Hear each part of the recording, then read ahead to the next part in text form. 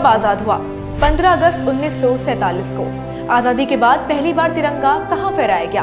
राजधानी दिल्ली में लाल किले के प्राचीर पर। अब मुश्किल सवाल, इस काम के लिए लाल किले को ही क्यों चुना गया? जवाब लंबा है, इसलिए चलेंगे इतिहास पर। 12 मई की तारीख थी, साल था 1639, जब मुगल बादशाह शाहजहां ने लाल किले की नींव रखी थी। यहाँ से शुरुआत हुई एक अफसाने की, जिसमें बादशाह था, साजिशें थी, क्रांति थी और था एक मुकदमा। अफसाना साल दर साल बदलता रहा, किरदार बदलते रहे, लेकिन मंच एक ही रहा, लाल किला।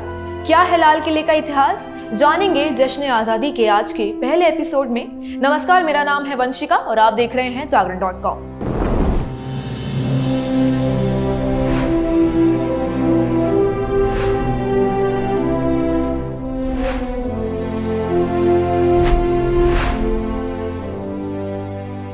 देश आजादी का अमृत महोत्सव 15 अगस्त को मनाएगा और 15 अगस्त इंडिपेंडेंस डे के दिन प्रधानमंत्री नरेंद्र मोदी फिर एक बार दिल्ली के लाल किले से झंडा फहराएंगे।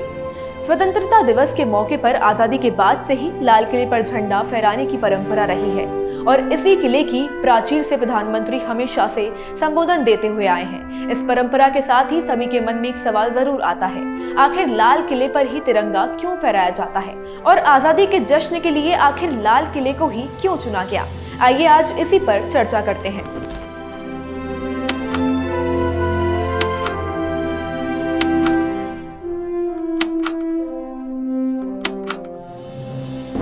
दरअसल इसकी कोई सटीक वजह या फिर कोई लिखित दस्तावेज तो नहीं है, लेकिन ऐसे कई कारण रहे हैं जिसकी वजह से लाल किले पर तिरंगा फहराने की एक परंपरा बन गई है। लाल किले पर झंडा क्यों फहराया जाता है, ये समझने से पहले लाल किले के बारे में जान लेना जरूरी है, क्योंकि जब तक इसके महत्व के बारे में नहीं जान लेंगे तब तक आपके सवाल का जवाब नहीं मिल पाएगा।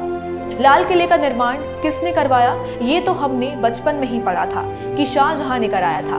तब से ही लाल किले की सत्ता के केंद्र के तौर पर स्थापित रहा है। साल 1639 से साल 1649 के दौरान मुगल बादशाह शाहजहां ने दिल्ली में लाल किले का निर्माण करवाया था। दिल्ली के केंद्र में यमुना के किनारे बना यह किला सत्ता का मुख्य केंद्र रहा है। जब भी आक्रमणकारियों ने दिल्ली पर हमले किए तो लाल किले को ही उनके निशाने पर रखा गया। 17वीं और 18वीं शताब्दी में मराठाओं के हमले या अन्य हमलों में भी इस किले ने महत्वपूर्ण भूमिका निभाई है। 19वीं सदी में भी यही हालत बरकरार रहे। सन 1857 में पहले स्वतंत्रता संग्राम के केंद्र में भी यही तरह से लाल किले में ही था। साल 1639 से साल 1649 के दौरान मुगल बादशाह शाहजहां ने दिल्ली में लाल किले का निर्माण करवाया था। दिल्ली के केंद्र में यमुना के किनारे बना यह किला सत्ता का मुख्य केंद्र रहा है। जब भी आक्रमणकारियों ने दिल्ली पर हमले किए तो लाल किले को ही उनके निशाने पर रखा गया। 17वीं और 18वीं शताब्दी में मराठाओं के हमले या अन्य हमलों में भी इस किले ने महत्वपूर्ण भूमिका निभाई है। 19वीं सदी में भी यह हालत बरकरार रहे। सन 1857 में पहले स्वतंत्रता संग्राम के केंद्र में भी एक तरह से लाल किले में ही था। महान क्रांतिकारी नेताजी सुभाष चंद्र बोस ने साल 1940 में बहादुर शाह जफर की समाधि पर रंगून जाकर श्रद्धांजलि दी और दिल्ली चलो का नारा भी दिया। इस नारे को दिया जाना देश की राजधानी पर जाकर अपनी ताकत दिखाने जैसा था। दिल्ली की सत्ता का केंद्र भी उस वक्त लाल किला ही हुआ करता था।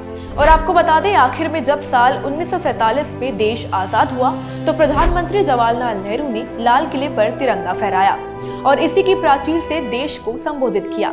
इसे एक बार फिर से लाल किले रेड फोर्ट को सत्ता के केंद्र के रूप में स्थापित करने के तौर पर देखा गया। राजनीति में प्रतीकों का बड़ा महत्व होता है। यही वजह रही है कि जवाहरलाल नेहरू ने प्रधानमंत्री के तौर पर यहाँ झंडा फहराया। इसके बाद लाल बहादुर शास्त्री हो या फिर इंदिरा गांधी और अब नरेंद्र मोदी, यही परंपरा चलती आ रही है। तो बस आज के वीडियो में इतना ही। जल्दी अगले एपिसोड में आपसे मुलाकात होगी। तब तक के लिए बने रहिए और देश दुनिया की तमाम खबरों के लिए देखते रहिए जागरण.com।